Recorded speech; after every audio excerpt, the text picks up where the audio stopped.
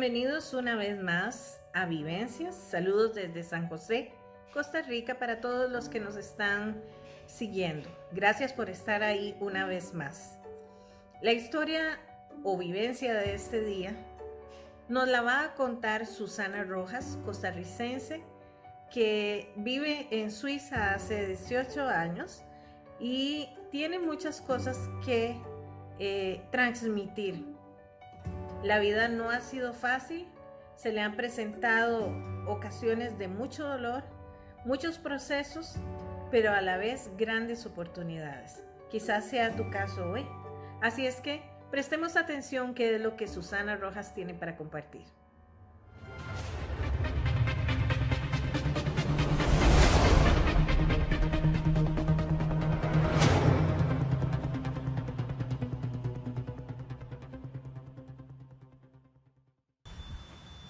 Hola, yo soy Martín. Hola, yo soy Susana. Hola, yo soy Daniela. Hola, y yo soy Aaron. Y yo soy Isabel. Un saludo de Suiza.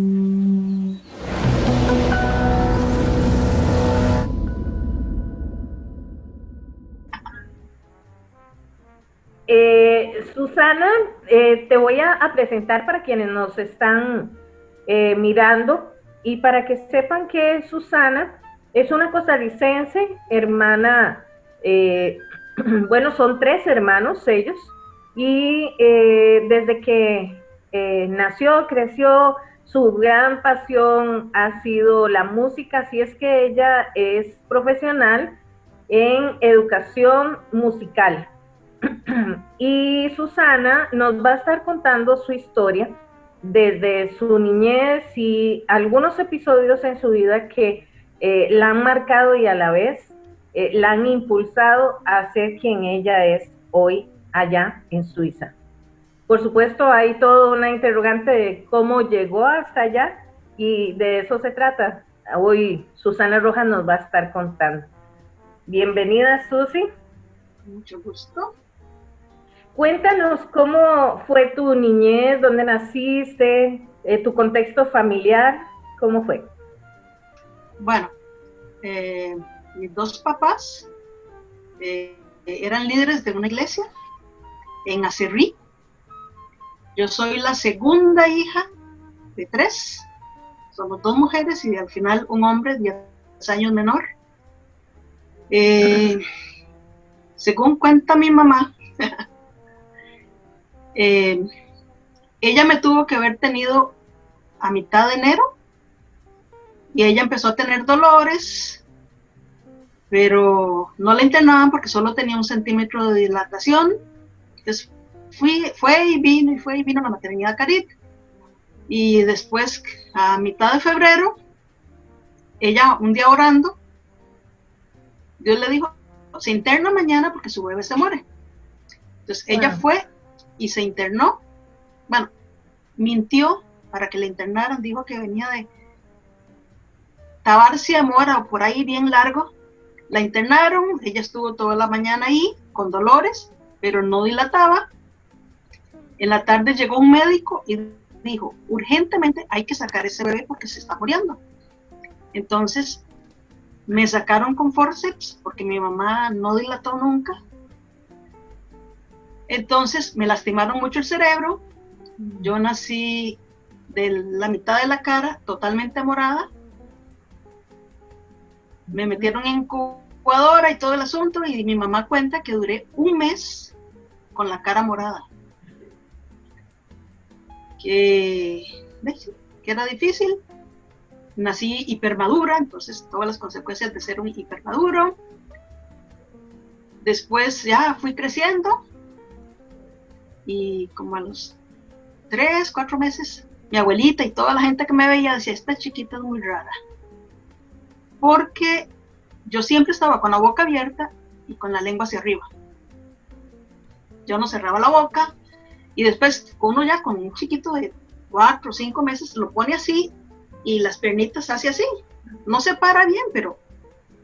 Y yo de mi cintura para abajo era un muñeco de trapo. Nada pasaba ahí. Bueno. Entonces nunca gateé, siempre anduve sentada con las manitas empujándome. Y mi mamá decía, pero sí, es raro. Ya había tenido una hija y yo no era normal. Al año, mi abuelita le dio el nombre de un doctor. Fuimos a ese doctor, hizo un tratamiento especial, que él decía que solo lo hacían en Europa. Un tratamiento con células vivas, hace tantos años. Me hicieron un tratamiento. Hace tantos años. Hace tantos años. No, ese doctor... En los años 70 y resto, ¿verdad? Sí, en los años 70. Ese doctor tuvo problemas por hacer este tratamiento, pero logró que muchos niños reaccionaran. Mi mamá cuenta que en la primera inyección me puse de pie, en la segunda inyección pude caminar agarrada con una, bueno, sí, agarradita, y en la tercera inyección ya caminé sola. Ay, entonces, qué bueno. Sí, entonces, de mis papás conmigo siempre pasaron sustos a nivel de salud. Que después ya caminé, todo perfecto. Y después vieron que tenía problemas de motricidad. Motora gruesa al principio, y después vieron la motora fina. Después cuando... Bueno, y mis hermanos siempre ahí, bueno, mi hermana, siempre ahí, todo el mundo pendiente de Susana, ¿qué? Y en todos esos momentos, en esos y en otros momentos de mi vida, tuve iglesias y gente conocida orando por mí. Oraron por mí antes de que naciera, para que Dios me ayudara a nacer. Ayudaron para que apareciera algo, para que yo caminara. Y no te adelantes porque ahorita llegamos a otra etapa de tu vida, ¿verdad? Sí, sí. Entonces, sí, ahí, y después relativamente normal la vida en casa con mi hermana y con mis papás, paseos y ir a la iglesia y así, siempre es normal. O sea, fue un contexto de conocer de Dios de toda la vida en un hogar cristiano, sí, convencional. Sí, de ir a escuela dominical, de ver a los papás como líderes. Sí, con una formación de valores y principios, ¿verdad? Y entonces digamos, ese precedente de tener esas dificultades motoras hicieron que tus papás tomaran una decisión, y que no sé si a lo mejor alguien les aconsejó o algo así, que empezaras como a adquirir algunas habilidades con la música que te ayudaran en tu función motora, ¿verdad? Algo me comentaste al respecto y entonces tomaron la decisión y te pusieron a, ¿cómo fue? ¿A estudiar música o cómo fue? Yo llegué a primer grado y la maestra vio que yo no podía escribir bien, que era muy despacio, que todo, entonces le dijo a mis papás que yo no era normal. Entonces ellos empezaron a averiguar, me llevaron de psicólogos, que en ese tiempo casi no habían, y descubrieron que yo era muy inteligente, pero tenía problemas motoros. La psicóloga fue a hablar con la maestra y le dijo que me motivara. Entonces la maestra me empezó a meter a bailar, a teatros de la escuela, y había una rondalla en la escuela. Entonces me metieron a la rondalla de la escuela para motivarme. No pensaron en musical, sino que me motivaran para que yo estuviera en mejor ambiente. Era rondalla de la escuela, nunca pensaron que yo pudiera hacer música, sino que era motivación. Entonces me dieron el triángulo. Ese era mi instrumento. Mis papás compraron un pequeñito triángulo. Este es mi triángulo. De verdad, ese es tu triángulo de toda la vida. Yo lo tengo aquí. Es parte de mí. Entonces yo tocaba triángulo, pero el triángulo toca, yo no sé, cada media hora. Y entonces era una aburrición para mí tocar el triángulo. Entonces yo iba a los ensayos y el triangulito nunca tocaba. Yo veía a las chiquitas tocando flauta y tocando melódicas y yo estaba aburrida. Un día la maestra le explicaba a la chiquita que tocaba la flauta y no entendía y no entendía. Entonces yo me volví y le dije, mira, es así, así y así y así. Y yo le toqué la flauta a la chiquita y yo nunca había cogido una flauta. Entonces la maestra se quedó así y dijo, usted puede tocar algo más que el triángulo. Entonces yo llegué a mi casa diciéndole a mis papás que me compraran una flauta o que me hicieran algo. Y un tío mío tenía una melódica. Entonces me dieron la melódica. Y por si no saben qué es una melódica, yo anduve buscando todo. Esto es una melódica. Ok. ¿Y esa es tu melódica de aquel entonces? Uno sopla y toca. ¿Esa es tu melódica de aquel entonces o no? No, esta no. La de aquel entonces se echó a perder. Esta me la encontré hace unos años y yo la vi y yo dije, ¡ay, mi melódica! Te dio nostalgia. Sí, me dio nostalgia. Entonces ahí tus primeros contactos con la ahí música. fue mis primeros contactos con la música y yo me di cuenta que yo no estaba mal en la música, que tenía buen oído y que no tenían que explicarme tanto para seguir. Y luego sucede algo inesperado. ¿Qué edad tenías cuando sufriste el accidente que casi por poco te hace perder la pierna? Yo tenía 10 años. Estaba en quinto grado de la escuela con 10 años. Y en mi escuela, porque yo estudiaba en San José, no estudiaba en el pueblo. En la escuela, en quinto grado, las niñas, porque era una escuela de niñas, iban a clases de natación con Alfredo Cruz. Ah, sí. Entonces, mi abuelita siempre me recogía de las clases de natación. Ese día, a mi abuelita se le olvidó, tenía mucho que hacer, entonces no llegó. Entonces yo me fui a San José a coger el bus para volver a la casa con una señora y unas otras compañeritas de la escuela. En una esquina, que tiene un poco de nivel, estábamos esperando y venía un bus muy rápido. Y dobló y se metió a la acera. Wow. Y entonces yo me acuerdo ver el bus y no poder hacerme para atrás. Pero yo estaba en la acera. Entonces las dos llantas de atrás pasaron por mi pierna derecha. El espacio que hay entre las dos llantas, ahí quedó los dedos y todo eso, y una llanta pasó totalmente de la rodilla para abajo, me dejó sin hueso, no, el hueso sí lo dejó, me dejó sin nada.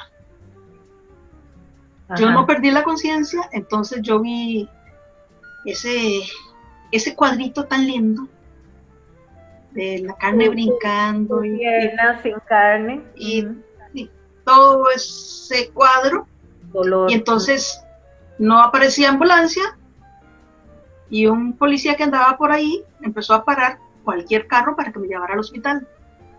El policía me levantó para montarme en el carro y yo vi a mi abuelita, ella andaba comprando. Entonces mi abuelita me vio, se sentó en el camión, porque era un camión de carga el que paró, me montó en sus regazos y me llevaron al hospital de niños.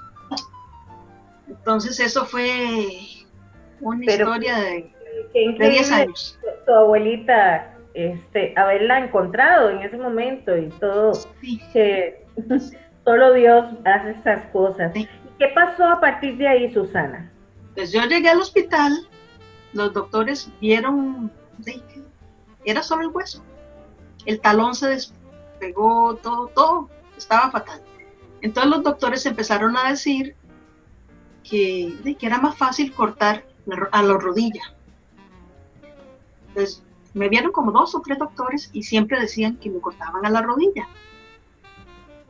Ya en la tarde, digamos como a las 2 de la tarde, llegó un doctor y habló con mi mamá y le dijo, era un doctor joven en ese tiempo, yo voy a hacer lo posible, no le aseguro que su hija se despierte de la operación con la pierna pegada, pero yo voy a hacer lo posible por hacer algo con esta pierna. Entonces mi mamá habló conmigo. En ese tiempo uno de los muchachos Kennedy había perdido la pierna y había salido en una revista con una prótesis. Mi mamá me lo enseñó y me dijo, si te cortan la pierna, te ponemos una prótesis como ese muchacho. El mundo no se va a acabar. Entonces yo me dormí para la operación. Cuando me desperté de esa primera operación, lo primero que vi fue, ¿tengo la pierna pegada o no la tengo pegada? Y la vi, y yo me emocioné porque ya estaba pegada, no me la habían cortado. Después de eso pasaron 2 operaciones más, y entonces me vinieron todo, tendones, venas, los muslos de las piernas, de ahí sacaron los injertos para ponerme abajo porque no tenía carne. Entonces mis 2 piernas me tuvieron que reconstruir, entonces tenía heridotas en todas las piernas. Entonces eso me produjo vida, que ya pasó el momento del accidente, tu recuperación. ¿Qué implicaciones tuvo eso en tu vida? A lo mejor algunos de los que nos están viendo pueden haber pasado algo similar y sus vidas quedó marcada a partir de ese momento. Sí, fueron muchos traumas. Fueron muchos traumas y mucho dolor. Dolor físico y dolor interno. Físico porque las curaciones y todo en ese tiempo no me dormían, fue todo en vivo. Yo grité todas las veces posibles. Me limpiaron, hubo gangrenas, me limpiaron todo en vivo. Bueno, todo fue dolor físico grande, pero también interno, porque fue una pierna demasiado delgada. Me tuvieron que reconstruir. De hecho, para caminar, la primera vez que me levantaron, mi mamá se sentó en una silla de ruedas y ella daba la vuelta para que yo caminara. Y eran gritos por el dolor. Después me enyesaron para que yo no me viera la pierna, porque yo tenía horror de ver esa pierna. Ya logré caminar, me quitaron el yeso y duré tal vez 6, 7 años que yo dormía con una media porque yo no era capaz de pegar mis 2 piernas y sentir eso. El roce. Y después era la adolescencia. Entonces siempre con media alta para que no me la vieran la pierna porque estaba vendada. Yo fui al hospital de niños hasta los 18 años. Mucho dolor de que la gente te viera y ¿qué es esa cosa tan fea que tienes ahí? Y acostumbrarme de que la gente me viera, me preguntara y yo fuera capaz, sin llorar, de decir que me había pasado. Entonces fueron cosas de meterme yo en mí también, de hacerme la tortuguita y meterme en mí para no querer confrontar a la gente, de mi dolor y de que a mí me fascinaba correr. Protegerte de las personas, ¿verdad? Sí. Bueno, y también los niños y los jóvenes son muy crueles, ¿verdad? Entonces, a veces no hay herramientas suficientes a nivel emocional para confrontar eso, ¿verdad? Para afrontarlo, sí, diría. Les dijeron muchas cosas que me hirieron mucho. Sí, me imagino.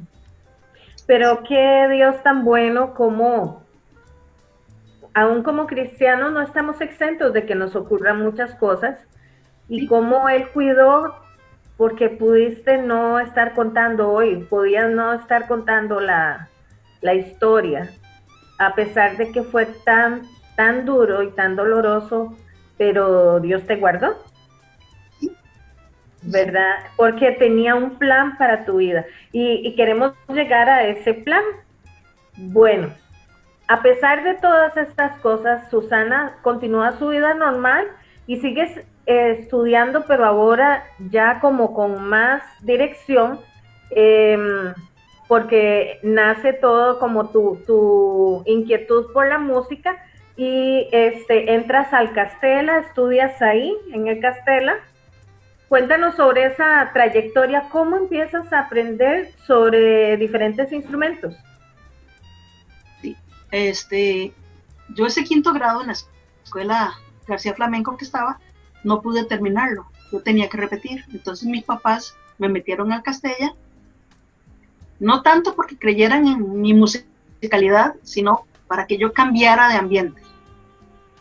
No llegué al Castella, en las pruebas llegó un profesor de violín, me dijo, coge el violín, a ver cómo coges el instrumento. Yo llegué y lo cogí, me dice, ¿usted sabe tocar violín? Porque cogiste bien, la posición está correcta. Y yo me quedé así, yo dije, no sé. Después entro al Castella, no me metí a violín, me metí a tocar guitarra. Después de un tiempo, no me gustó tanto porque me dolían mucho los dedos. Me metí con mis compañeros a tocar percusión. Dejé de tocar percusión porque me sacó ampollas, los bolillos, y tenía muchas compañeras que iban a violín. Entonces dije, ven, vamos a violín. Llegué a mi primera clase de violín real y estaban tocando Estrellita mis compañeras en violín. El profesor me dio un violín y yo toqué Estrellita como las demás. Yo no sabía que las demás ya tenían, no sé, 2, 3 meses tocando, y por eso ya tocaban Estrellita. Yo llegué y toqué Estrellita y yo, ay, me gusta. Y seguí con el violín. Porque noté que no tenía problemas para tocar el violín y para mí era como, ay, qué lindo. Me gustó. Entonces seguí tocando violín y estando en el Castella uno tiene opciones de probar un montón de instrumentos. Entonces mientras estuve tocando violín, llevaba 1 o 2 lecciones de algún otro instrumento,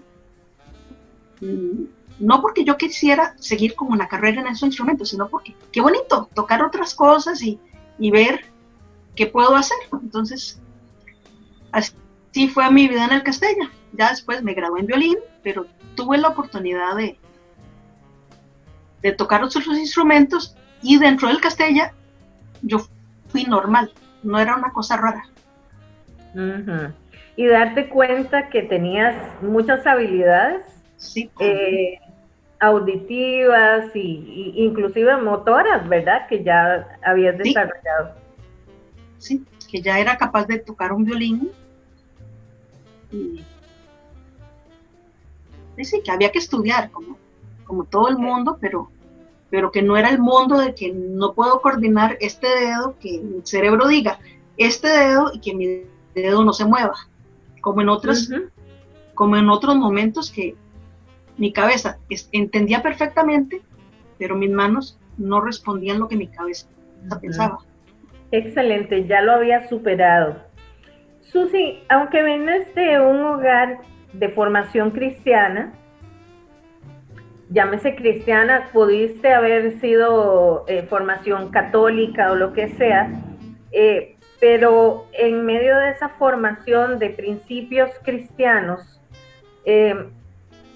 no fue sino hasta tus 15 años que algo ocurrió en un campamento, porque a nivel personal tenemos que tomar decisiones, ¿verdad? No vale solo con pertenecer a un hogar cristiano o estar, digamos, con cierto conocimiento. Llega un momento donde cada uno tiene que tomar una decisión. ¿Cómo fue en tu caso? Bueno, cuando yo tenía como 12 años, en la iglesia donde iban mis papás, que yo iba, todos los domingos hacían llamado para aceptar al Señor. Y yo estaba junto a la hija del pastor y ya yo estaba cansada que cuando decían nos volvían a ver. Entonces yo le dije, hey, pasemos. Pero yo lo hice como con presión, como un juego, no sé. No era así como, tengo que hacerlo. A los 15 años me invitaron a un campamento. No, mis papás no tenían nada que ver, era de otra iglesia totalmente diferente, nadie me conocía. Estuve ahí, era un campamento en Semana Santa. Y yo volví a oír todo lo que ya yo conocía, pero lo empecé a ver con otros ojos. Empecé a decir, sí, a verlo no como la historia que mis papás me contaron, que mis maestros me contaron, sino empecé a ver a un Dios vivo. Y yo empecé a decir, no, yo necesito a este Dios. Aunque lo he oído toda mi vida, yo necesito aceptarlo. Y para un Viernes Santo, yo me levanté de madrugada, me fui afuera de la cabaña y yo dije, Dios, ahora sí, es en serio. ¿Cómo hiciste esa oración?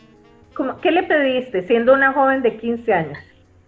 Yo le pedí así, que era en serio, que yo quería que Él morara en mi corazón y que se quedara para siempre y que me ayudara como me había ayudado hasta mis 15 años, pero que no me abandonara, que me tomara como hija y que me guiara.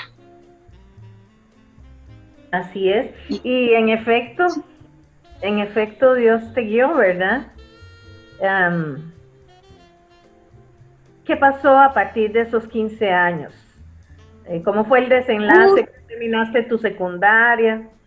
Sí, yo llegué, terminé mi secundaria y un montón de cosas empezaron a moverse en mí. Hice contacto con otra compañera del Castella que era cristiana. Me fui de iglesia, cambié de iglesia, me fui a otra iglesia ya sin mis papás. Ok, tomaste tu propia decisión y te ubicaste donde te sentías a gusto. Sí, me fui a otra iglesia, en la iglesia empecé a crecer, me metí a grupos de jóvenes, empecé a vivir experiencias con el Espíritu Santo también, que jamás en mi vida había visto. Qué interesante. Y empecé a tener muchas experiencias muy bonitas, que yo ahí sentía, sí, Dios está conmigo, no me está abandonando, esto es lo que yo quiero. Exactamente. Y ya el camino estaba preparado porque entras a la etapa de la universidad y se presenta grandes desafíos porque conoces a otro montón de gente, de jóvenes igual que tú, que estábamos porque en ese momento te conocí,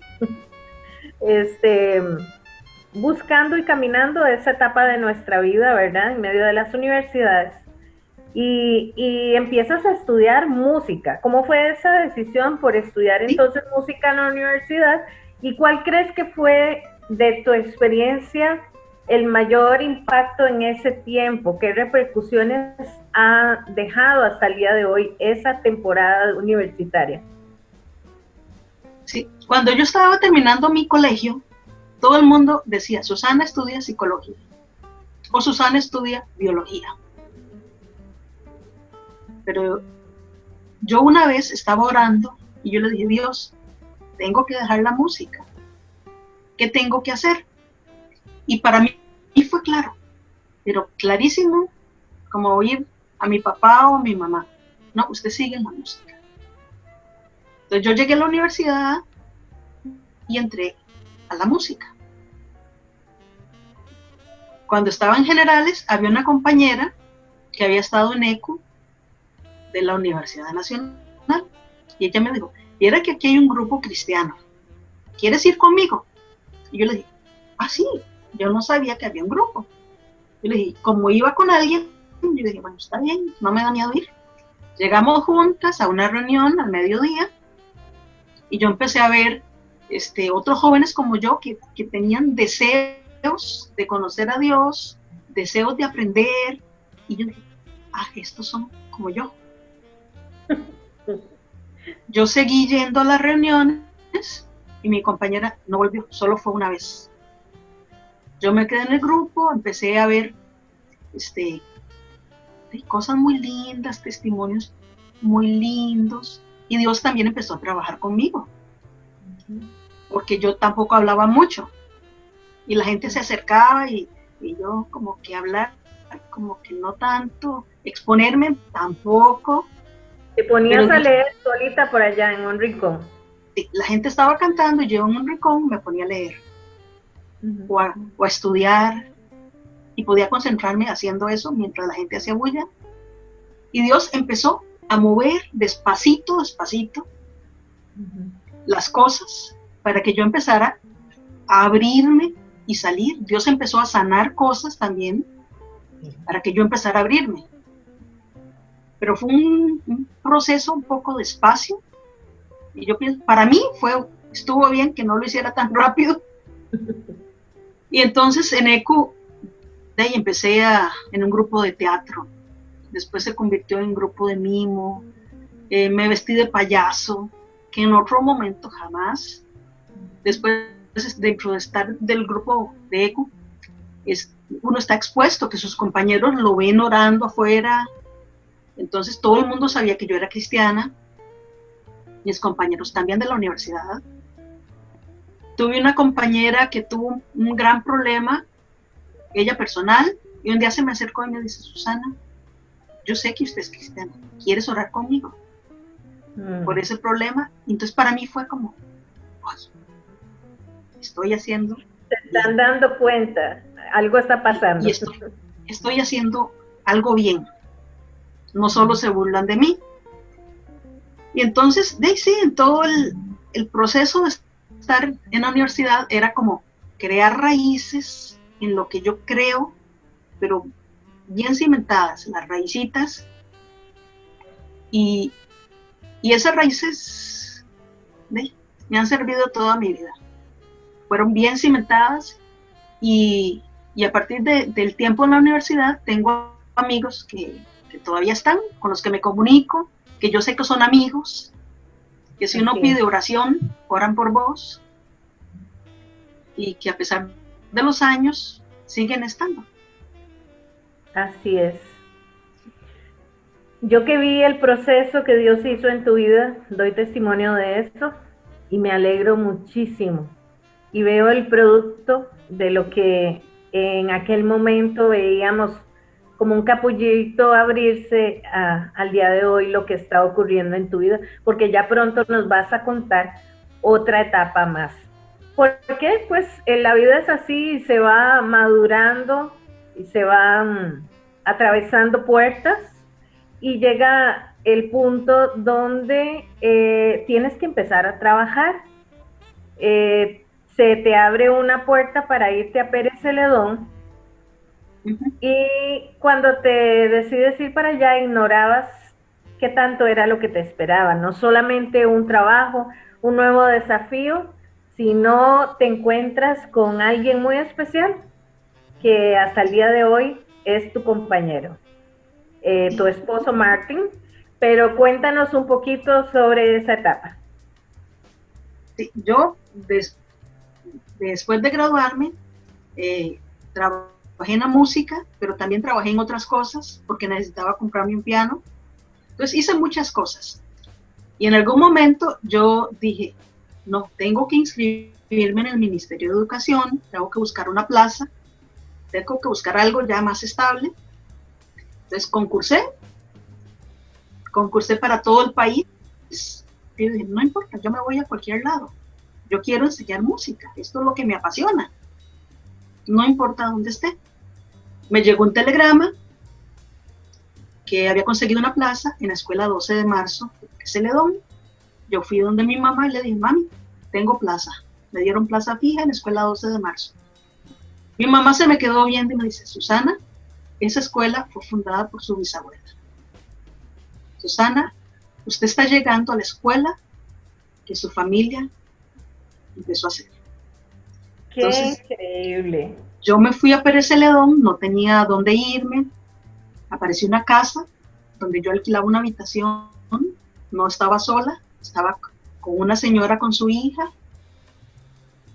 Fui a trabajar a Pérez Celedón y estaba haciendo mi licenciatura en la Universidad Nacional. Entonces yo viajaba los jueves a San José y me devolvía los domingos. Un domingo yo estaba en la estación de Pérez Celedón, me quedo viendo, veo un muchacho y yo, para mí, por mis adentros, yo dije, uy Dios, así es como me gustan a mí, pero solo para mis adentros. Y yo seguí leyendo. Ya llegó el momento de entrar al bus. Yo entré un poco después para no estar con el molote de gente y llego, veo mi tiquete y veo la persona que está a la par mía y era ese muchacho. Entonces yo llegué y me senté. Ya el bus empieza a ir y yo veo que ese muchacho pegaba la cabeza contra el vidrio, pegaba con todo lado porque venía muy cansado. Entonces yo le dije, disculpe, haga el asiento para atrás porque usted se está golpeando la cabeza, usted viene muy cansado. El muchacho nunca bajó el asiento, empezamos a hablar y hablábamos y hablábamos y hablábamos. Y él me dijo, no, es que yo estoy aquí en Costa Rica porque estoy en una misión, yo soy misionero. Y los que me conocen saben que yo pongo un signo de pregunta, porque muchos son los que dicen y otros son los que son. Entonces, está bien, hablamos muchas cosas y al final él me dio la tarjeta y me dijo, llámame, podemos vernos. Y yo me quedé así, ¿será? ¿No será? Es como a mí me gusta, pero uno no sabe qué va a pasar.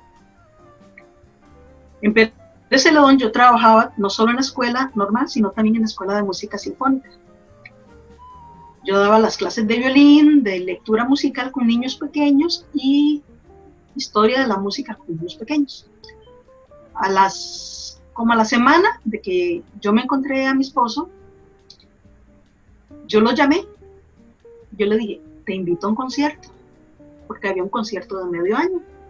Y él dijo, está bien, nos vimos, fuimos al concierto. Como a la semana, él me llamó y me dijo, vamos a ir a la playa, un grupo de personas, ¿quieres ir con nosotros? Entonces yo dije, está bien. Yo cogí el bus, fui hasta el lugar donde nos quedábamos de ver. Ahí ellos salieron con el carro y pasamos un día en la playa. Así empezaron las visitas para allá y para acá, para allá y para acá. El compartir.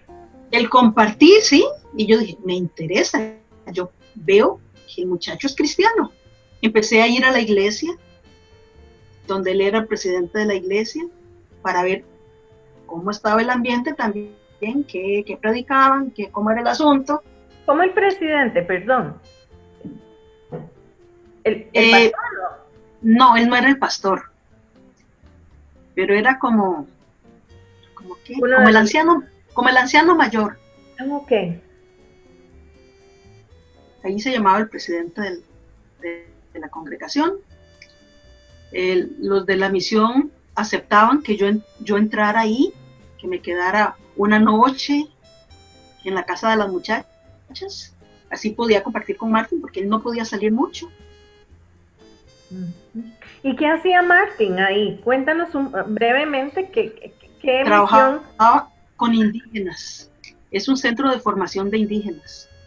Llegan indígenas de Costa Rica, de Honduras, de Panamá, y tienen módulos donde se forman en profesiones. Pueden ser carpinteros, pueden ser agricultores, las mujeres pueden aprender costura, los hombres mecánica, cosas así, para que tengan herramientas para que cuando vuelvan a sus pueblos tengan un trabajo o puedan ser líderes.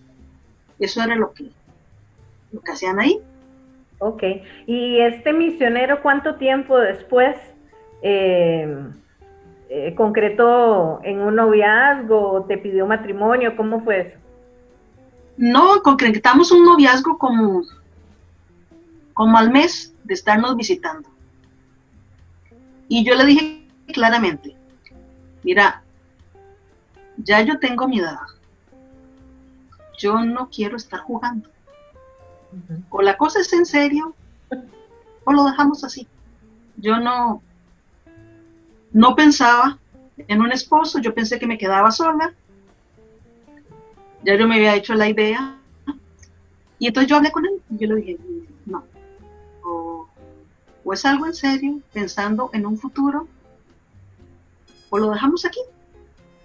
Me gustas, pero lo podemos dejar aquí. Yo no quiero un juego.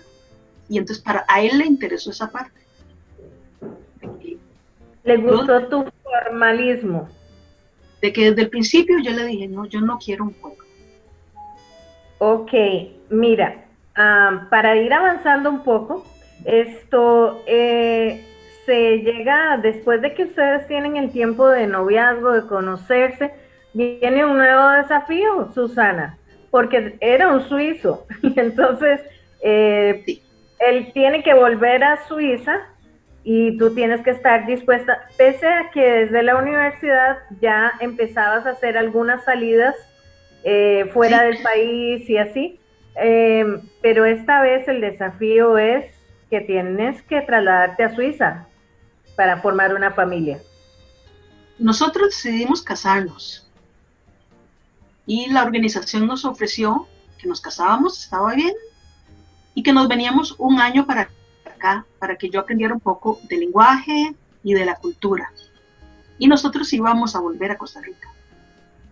Ese primer año vinimos así, pensando en volver. Cuando decidimos casarnos, fue un año de que cada 3 meses había una fiesta. En enero decidimos casarnos, en abril todo el pueblo y mis compañeras de trabajo y todo estuvieron en la fiesta de compromiso. Mi papá estuvo, el papá de él también estuvo. Después en julio nos casamos en Costa Rica, porque mi familia quería verme casarme.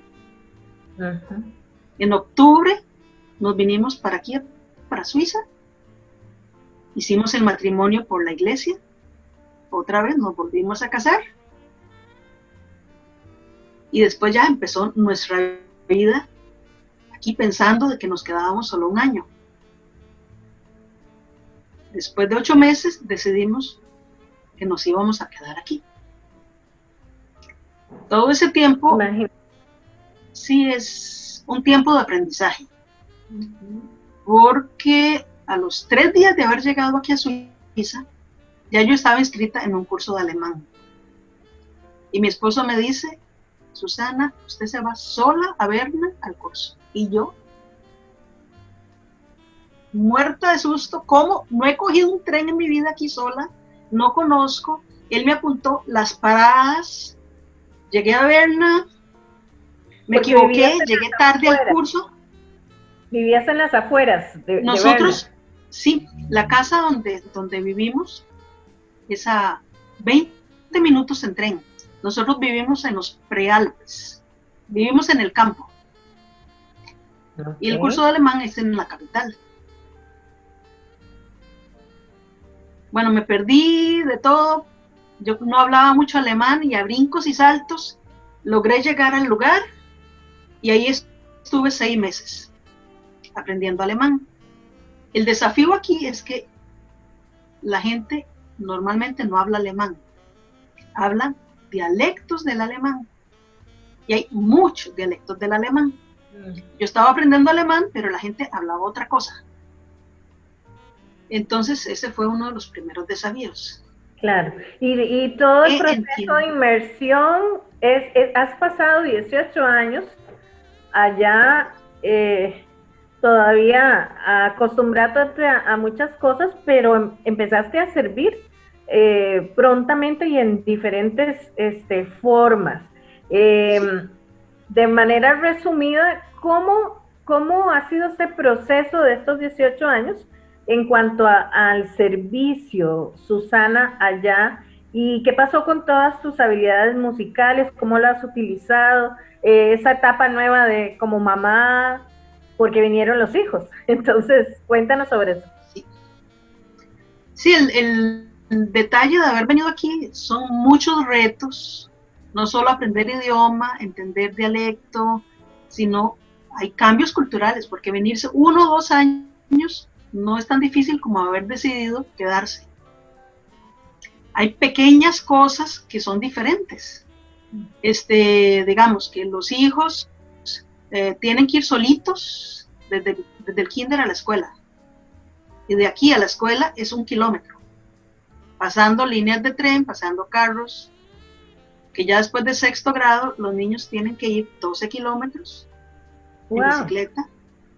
Bueno, son 3 kilómetros en la mañana, 3 kilómetros volver a la casa, en la tarde 3 kilómetros. Al final son 12 kilómetros al día. Los supermercados no están abiertos los fines de semana, entonces hay que organizar la comida, cuándo se compra. Sí, el saber que la familia, si mi papá o mi mamá se enfermaran o mi familia, yo no puedo coger un avión tan rápido, y si alguien se está muriendo y me llaman, ya yo llego y ya lo enterraron. Es asumir un montón de cosas diferentes. Pero bueno, aquí estamos. En la parte musical, vivíamos en otro pueblo, no aquí donde estamos otra vez. Al principio estábamos aquí, que se llama Satzivil. Nos fuimos a un pueblo al otro lado, que se llama Laupen. Ahí empecé a hacer coro, hice un coro con la gente de la iglesia. Empecé a ayudar en alabanza. Vinieron mis hijos. Isabel, tengo 3 hijos.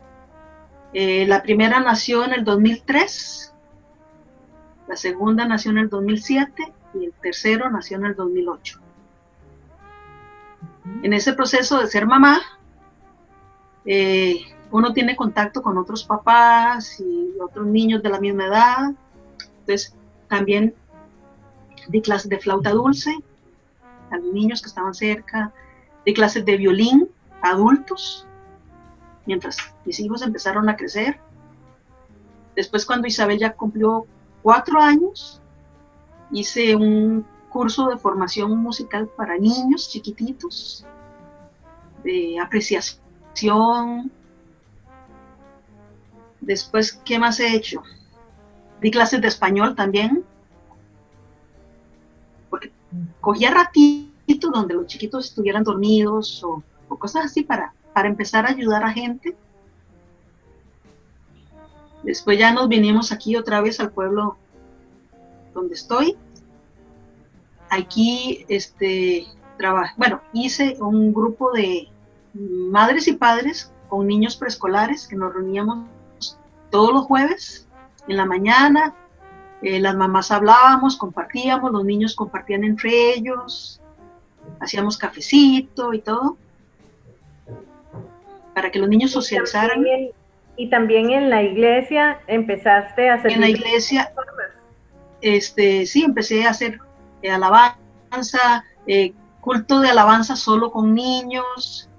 Empecé con musicales, a hacer musicales con la gente de la iglesia. Hacer lo que fuera posible Si yo veía un huequito por allí, yo decía, bueno, vamos a ver en qué puedo ayudar. Y ahí me meto. Las mamás de algunos compañeros de mis hijos no eran suizas, eran hijos de asilantes. Entonces yo empecé a ver problemas con asilantes, empezar a hablar con las señoras, hacer contacto con las señoras. Cuando dices asilantes, son estas personas que son de Siria, de otros países que están en calidad de asilo en Alemania, ¿verdad? Que llegan a Suiza y piden asilo. No todos tienen la condición de asilantes. Un proceso bastante largo hasta que les dan asilo o los devuelven. Pero esas personas llegan a vivir en las comunidades, sus hijos se intentan integrar, pero no es fácil porque son niños traumatizados, padres traumatizados, con toda una historia muy dura, que no hablan el idioma también, que no entienden tampoco muchas cosas de la cultura, que gracias a Dios mis suegros me explicaron, mi esposo me explicó, pero ellos no tienen a nadie que les diga, bueno, aquí se hace así, aquí se separan los alimentos así, los desechos así, y se van a dejar a tal lado, o en el invierno qué ropa ponerse debajo de la ropa que uno usa, o pequeñas cosas, cómo se hace un raclette, cómo se hace un fondue, que son comidas de aquí, o sí, esas pequeñas cosas de las partes cotidianas. Importantes para estar dentro de la cultura, ¿verdad? Sí. Y ahora en esta última etapa en que te encuentras, te has estado preparando para colaborar más con personas, ¿verdad? De este tipo, ¿Sí? con mujeres extranjeras. Sí. Cuéntanos para finalizar y ir aterrizando, porque quiero que nos dejes un último mensaje, porque en esta versatilidad de tu vida, esta flexibilidad en que has tenido que aprender mucho y a la vez enseñar mucho, y lo más importante, diría yo, es aprender a servir en lo que esté a la mano, ¿verdad? Eso es como una característica que puedo extraer de tu vivencia personal, esa flexibilidad para servir en lo que se pueda. Y para tocar lo que se pueda. Exacto. Porque en la iglesia, en el grupo de música, ellos saben que yo estoy para lo que falte. Si faltó el tecladista, como el último domingo, que me llamaron rapidísimo, entonces yo toco el teclado. No soy pianista, pero yo toco el teclado. Si el bajista no está, Susana va para el bajo. Lo que normalmente hago cuando están todos es que Susana está en la batería. Mis hijos se mueren de risa. Claro. Que ver la mamá en una batería. Pero sí, yo hago donde haya. Es un gran ejemplo para tus hijos, porque los estás enseñando a lo mismo, a servir en lo que se pueda. Aprendí a coser a máquina porque había que hacer trajes medievales. Empecé a inventar cosas de trajes medievales. Digamos, este es un casco medieval que hice. Fíjate. Sí. Hice muchas cosas. Para actividades de la iglesia. Para actividades de la iglesia, sí. Sí, entonces yo invento. Y si a la gente le gusta, con mucho gusto se los doy. Bueno, pero es que sí, tienes ese arte, esa creatividad, ¿verdad? Y entonces te es más fácil de sí, poder aportar. Bueno, han sido 18 años. 18 años aquí, de ver bendiciones, ajá, de tener muchos retos, muchos momentos difíciles también. Pero uno ve el cuidado de Dios, cómo Dios no me ha soltado, y yo no lo he soltado porque aquí hay que estar agarradito de Dios, bueno, de todos lados, y ver cómo yo, analizar las montón de oportunidades que yo he tenido en mi vida, montón de gente que me ha ayudado, y por eso yo ayudo. Porque Dios me dio muchas oportunidades en mi vida, me sigue dando muchas oportunidades, y por eso yo ayudo, porque yo aprendí que no es que, ay, Susana, qué linda, qué carga, el montón de dones que tiene. No, yo soy, digamos, el bus donde Dios se monta y hace lo que quiere. Yo soy un instrumento en lo que Dios quiera que yo haga. Y lo tienes muy claro porque tú tocas instrumentos. Entonces es él el que da el sonido, el que teclea, El sonido, el que le da la cuerda, el que golpea, ¿verdad? Y lo demás es historia. No, sí, es maravilloso. Así es. Sí, y Susi, sí, y ver la gracia de Dios, de cosas que mi familia dice, ¿cómo usted haciendo manualidades? ¿Cómo cosiendo? Les digo, pues sí, estoy cosiendo, estoy haciendo manualidades, estoy tocando la batería. ¿Y eres feliz? Y soy feliz, sí. Exacto. Con mis hijos y tu esposo. Y ellos, sí, intentando desarrollar también sus talentos y sus cosas que son diferentes a las que yo he hecho. Excelente. Susana, ya para finalizar, ¿qué recomendación puedes dejar partiendo de los aprendizajes de vida que has tenido para quienes nos ven? Si tuviéramos que decir, ¿cuáles son los preceptos que te han llevado a esa historia de éxito, esa historia de versatilidad? Porque hay muchos que van a necesitar escuchar esto. Yo pienso que es no soltar a Dios, a pesar de lo que pase, a pesar de las fallas humanas, a pesar de cualquier cosa, no soltarse de Dios y dejar que Él trabaje en nuestras vidas y servir, porque sirviendo se recibe más que lo que uno está dando. Y no dejar de servir, porque no importa que la gente diga, ay, qué lindo o no lindo. Yo lo hago para Dios, y eso es lo que importa.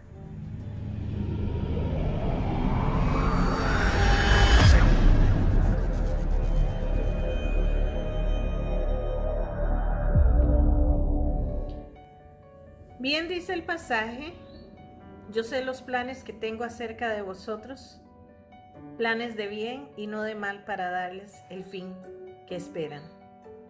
Bueno, estoy segura que Susana no esperaba este final, pero Dios se lo tenía preparado. Y se encargó de unir todas las piezas, de hilar toda su vida y de que esa historia se cumpliese. Gracias a Dios por la vida de Susana Rojas. Desde Vivencias le damos muchísimas gracias por participar y transmitirnos esas experiencias tan de lo profundo de su corazón. Conocemos ahora a una Susana versátil, llena de deseos por servir y poniendo todo lo que está a su mano al servicio de Dios por amor a Dios y a su prójimo. Es muy hermosa la historia de Susana Rojas y damos gracias a Dios por ella. Les esperamos en una próxima. Sabemos que la próxima vivencia que tenemos por compartir, usted estará deseoso por escucharla. Así es que no se la pierda.